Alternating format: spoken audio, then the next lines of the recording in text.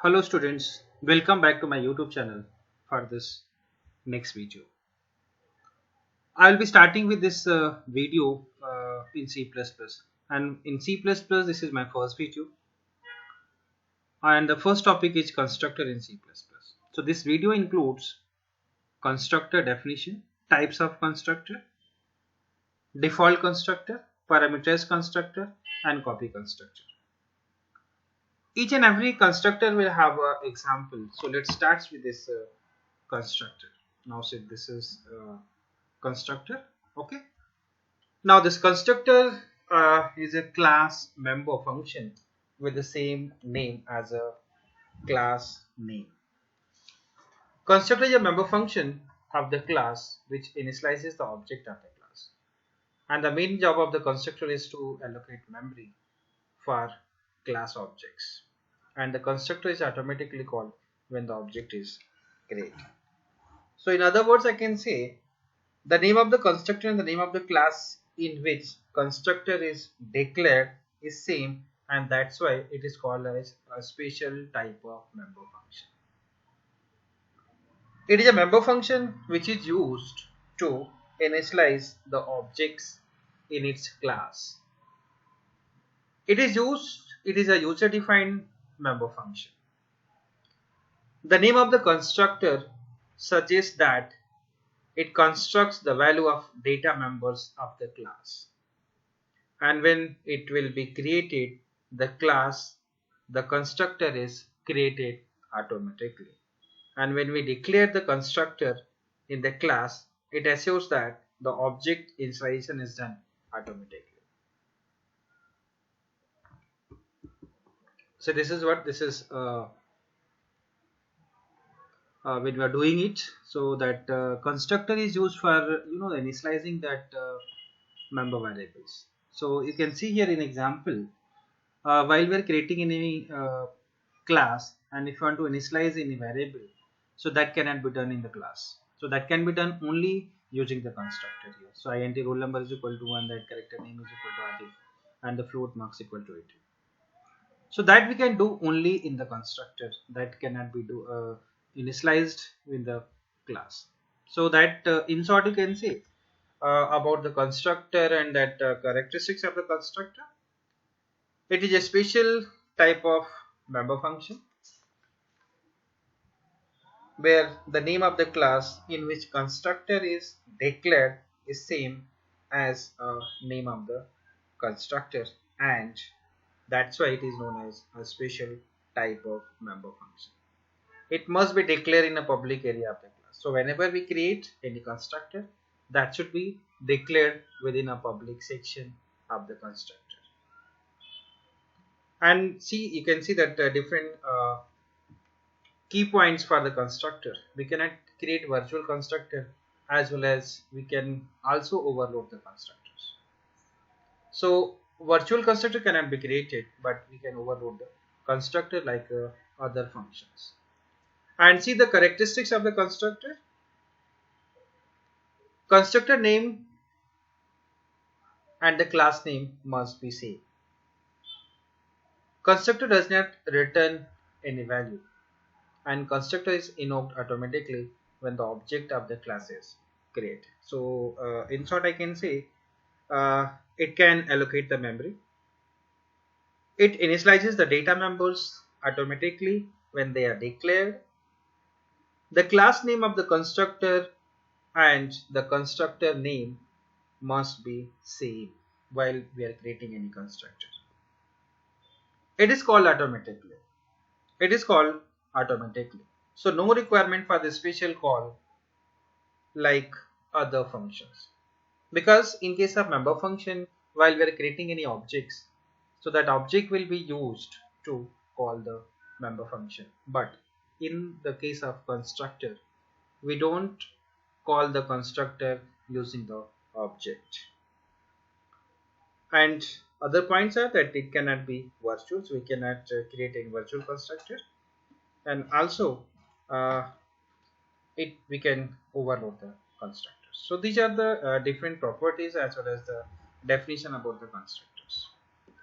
Now you can see this example if I want to create any constructor, as name suggests that the name of the class as well as the name of the constructor must be same. So while we create any constructor, right? So first of all, we see the name of the class here. For example, that we are creating any class A here, then just like a member function, for the member function not necessary, the name of the class as well as the name of the member function must be same. But for the constructor, it must be same. This is the uniqueness of the constructor. So here the name of the class is A and the name of the constructor must be also A. And see, it should be declared in the public section. So while you are writing the program, this is compulsory that the constructor must be declared within the public section. Now, if you are defining any constructor, so after declaration of the constructor, now the definition of the constructor as well as this declaration of the constructor both can be done. So constructor can be defined either inside the class definition or outside the class definition. So just like a member function, because member function we can define within the class as well as outside the class both. So when you're defining the member function within the class or outside the class, so within the class we don't require the name of the class, but outside the class we require the name of the class to define. And apart from that, we require the scope resolution operator. So for defining the constructor, we also require the scope resolution operator. So here the name of the class is A. We are declaring the variable here within the class is that int number, and there is a constructor declaration that A. So here the name of the class is A and the constructor is A.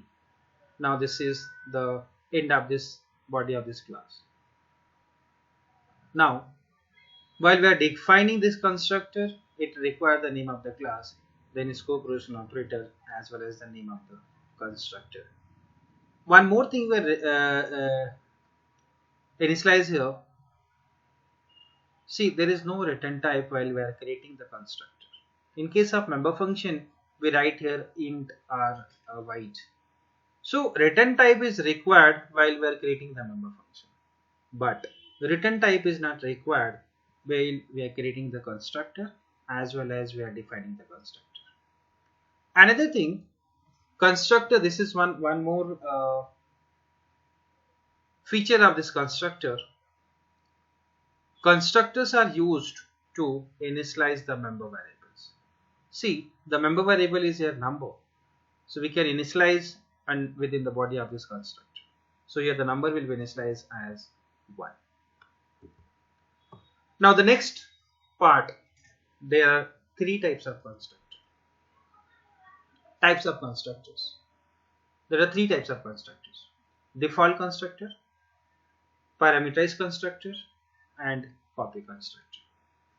So first we'll see the default constructor. A constructor that accepts no parameters is known as default constructor. A constructor that accepts no parameter is known as default constructor. And if no constructor is defined, then the compiler supplies a default constructor. So if you don't define any other constructor, so by default it will be treated as a default constructor. Now we are defining the constructor here. So the name of the class is here student. Will define, will declare the student as a constructor. Now this is the body of the constructor. If you're not declaring any variable, if you're not declaring any member variables, so that will not be initialized within this body of this constructor. So this is what this is called as default constructor. Now we can see the another example also, that where we are declaring this member variable and we are initializing within the constructor. Now first you see that any constructor without any member variables. We are initializing the constructor but without any member variable. So these are the header files. Now the next line is here the name of the class as employee, and within the public section we are creating the constructor as employee.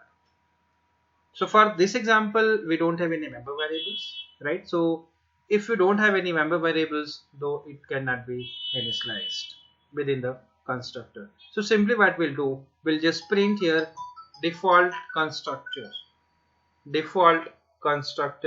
inode. And see, this is the end of this employee constructor body, and this is the end of the class employee. Now within the main function, simply we are creating the object, and by using the objects we can call the constructor. So as it is written that as soon as we create any constructor, the constructor cannot be called by using the object right here. So we have created I have created here more than one objects here, right? But you can see here that none of the constructor is called by using the object. So as soon as you create the objects, constructor will be called automatically. So no need to call the constructor by using the object. So this is the example for this default constructor. Now another example I can show you by using the member variables. As in the definition it has been told, constructor is used to initialize the member variables. So here the name of the class is student, and within the public section we are declaring that variable here, that the roll number, name as well as the marks, and there is a declaration of the student as a constructor. So student is a class, student is a constructor here. Now these member variables will be initialized within this constructor. So roll number is equal to 1, name is equal to Adil, and the marks equal to 85. Since there is no parameters, so initialization can be done within the constructor body. So all the member variables are initialized by providing some values. And see in the next part that it is there is a member function. So this member function is used to just display the value. It is used to display the value. It is a simple program as a class and objects. So in case of class and objects, what we'll do, we'll take a member function, one for input and one for output. So here this display function will be used to simply display the value when we run the program. So this is the end of this body of this member function. Now we'll close here this class. Now in the main function we'll create the object of this class, student as and s as a object. Now you can see in this program the student is a constructor, but constructor will never be called in the main function. Only the member function will be called. Only the member function will be called. So here that s dot display. So here the s dot display will be called here. So constructor will not be called, it will be called automatically, right? So we can write the object name dot the member function, and this is the output here. So whatever values are passed here, the roll number, name as well as the marks. So this is all about your default constructor. Now we're moving to this parameterized constructor.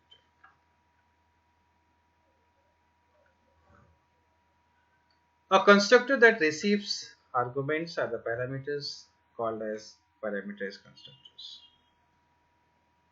Constructor can accept any kind of value as a formal parameters, you can say, or as a formal arguments. So construct with the parameter is called parameterized constructor, and all the constructor executes at the time of object creation. So whenever we create the objects, at the same time at the runtime, you can say, will pass the variable. So it will be executed at the time of object creation. The formal parameters that are passed to the constructor are more than one.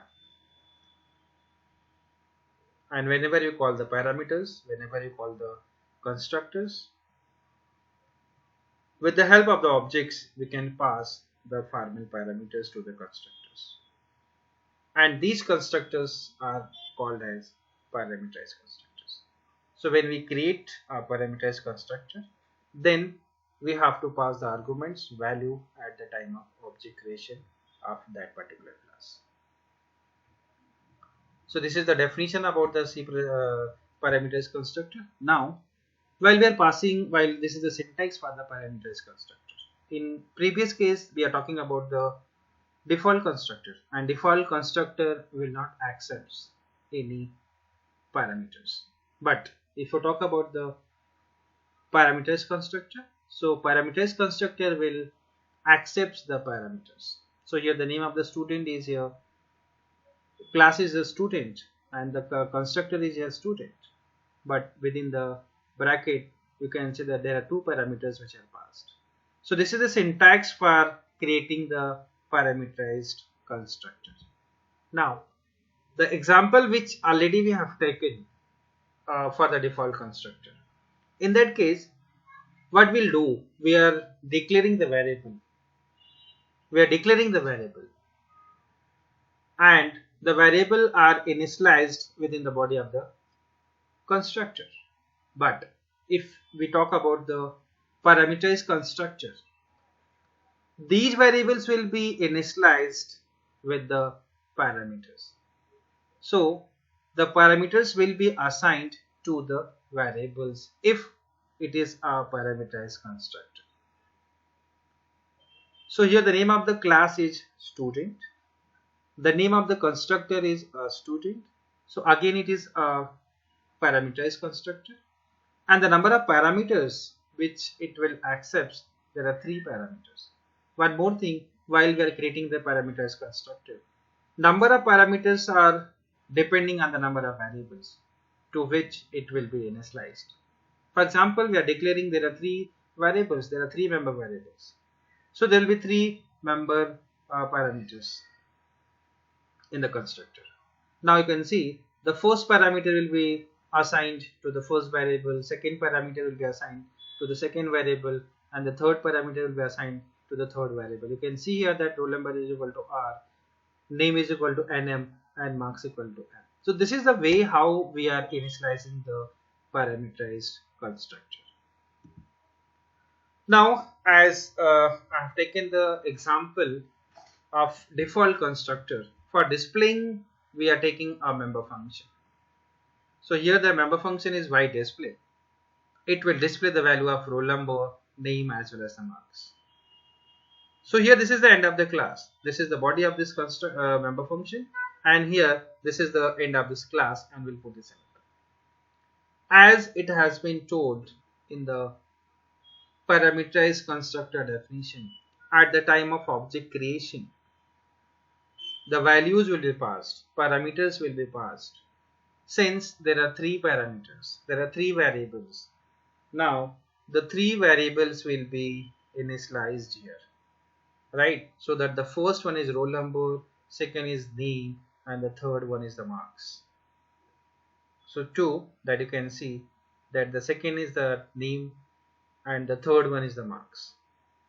And again here we will call only the member function by using the objects. We don't call the constructor. So this is the example for the parameterized constructor. One more example I can show you that here. Just like a previous example, in this case we are declaring a student as a class. So here we'll declare employee as a class. Within the public section, I'll be declaring the name, ID of the employee, the name of the employee, as well as the salary of the employee. So there are 3 variables for this employee class, and the constructor is as employee. Okay, so constructor will be declared here. Now there are 3 parameters since there are 3 variables, int I, string n, as well as the float s. So there are 3 parameters, and all the 3 parameters will be assigned to the member variables. So it will be initialized with the help of member variables. So here id is equal to I, name is equal to n, and the salary is equal to s. So this is the definition of the parameterized constructor. Now same thing will use the display member function by display, which is used for displaying the value of ID, employee name, as well as the salary. This is the end of this member function. This is the end of the class. We'll put the semicolon and we'll go to the main function. In the main function, I'll be putting here I'll be creating two objects. We can create only one object also, but I have created here two objects, that E1 and E2. And for both, I'll be passing three parameters since there are three member variables. So 101 Sandeep 12,000, then 102 Amit and 15,000. And I'll be calling these two objects twice by using the member function to display the value at runtime. So this is all about your parameterized constructor. Now I'll be moving to the next type of constructor, which is known as copy constructor. Again, see, this is a special type of constructor, which takes an object as argument, and it is used to copy the values of data members of one object into another object. So while we are creating any objects, this copy constructor will be used to copy data of one object, or you can say copy the data of one member variable to another member variable, or copying the data members of one object into another object. Initialization of one object through another object is called copy constructor. So we are initializing, while we are creating the copy constructor, it will be used to initialize the one object through another object, or in other words you can say copying the value of one object into another object. It is called as copy constructor. Now see, this is example here. So that's the class and the name of the class. Within this body of this class, we are creating the constructor. So the name of the constructor, and within the bracket, while we are putting this creating the copy constructor, so here the name of the class will be written, then the space, then ampersand, and the object name will be required. Class name, space, then ampersand, then the object name. So this is the syntax for the copy constructor. Now, when we use the copy constructor, or when we call the copy constructor, when we initialize the object with another existing object of the same class type, for example, student S1 is equal to S2, where the student is a class. So for the same class, we are creating two objects, and we are copying data from one object to another object. So then we can call the copy constructor. When the object of the same class type is passed by the value as an argument, then we can call the copy constructor. And when the function returns the object of the same class type by value, then we can call the copy constructor. Now see the example for the copy constructor here. See, this is the class A, the name of the class, and within the public section, I'll be declaring this variable, that one variable, that int x. Now, this is the parameterized constructor while we are creating. So this is A is the name of the constructor, and within the bracket I will be passing, putting one parameter.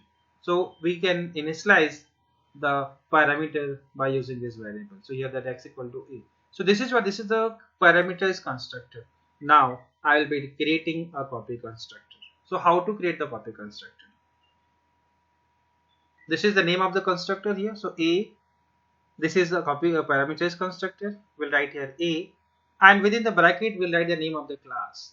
So here the name of the class is A, then the space, then address of R. So ampersand, and this is the object of the copy constructor.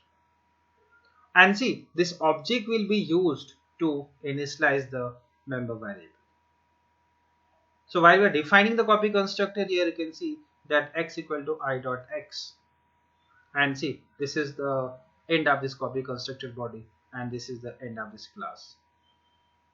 And while we are calling this parameterized constructor, or you can say the copy constructor, within the main function we create the objects a1 and we'll pass the value, since we have one parameter.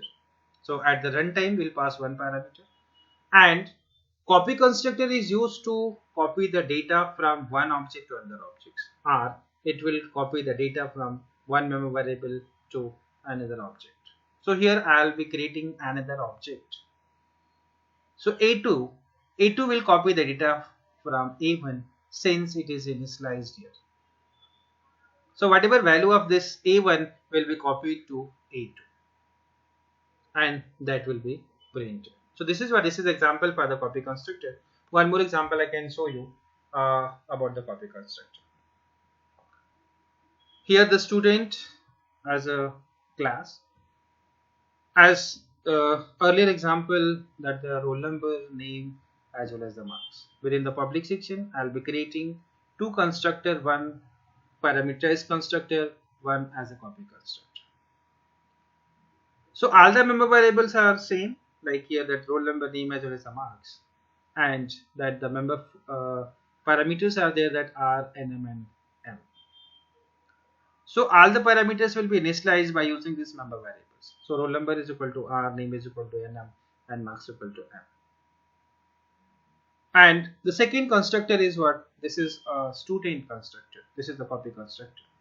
And we have to declare it. We have to declare this copy constructor. So within the bracket, we'll write the name of the class here, student, then space %s.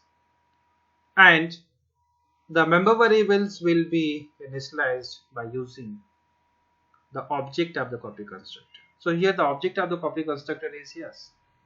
Now we can initialize it. Roll is equal to s dot roll and s equal to name, s dot name, and s equal to marks equal to s dot marks.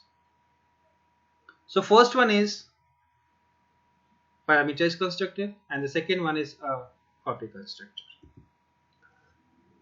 As with the earlier example, I'll be using one member function to display the values. So here that y display roll number, name as well as the marks. This is the end of this member function body, and this is the end of the class body. Within the main function, since we have two constructor, one parameterized constructor and one copy constructor. So here there are three parameters in the parameterized constructor. I'll be creating one object s1 and will be passing three parameters, three variables. And the second one is I'll be creating another objects, but this object will copy the data of the previous object. That means here that s2 will be copying the data from s1. So now this will be a copy constructor. And while we are displaying the value, so when we call this s1 dot display, all the three values will be displayed, and when we call this s2 dot display, all the three values will be displayed, because the values of s1 will be copied to s2. So all the member variables, all the data members are copied from one object to another object. So this is the example for the copy constructor. So this is all about constructor, types of constructors and examples. If you like my videos, kindly subscribe and share with others. Thank you.